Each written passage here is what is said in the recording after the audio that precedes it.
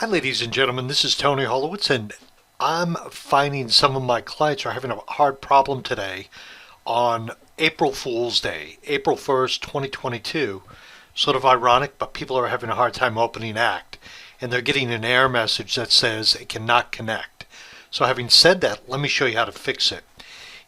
What you have to do is you actually have to open up Microsoft Outlook because there's a good chance you have Act connected to Outlook. Having said that, when you open Outlook, go up and click on File.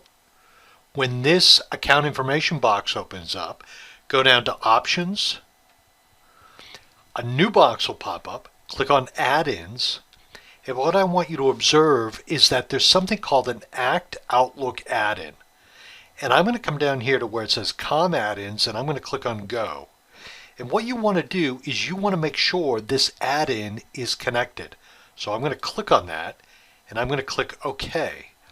Now for some of you, you might have an outside chance that you get a warning saying it's not quite working. The way you know it's working is right up here. It says Act, and if you click on that, you'll see some settings for Act. You'll know it took, and you'll be all set to try to now open up Act.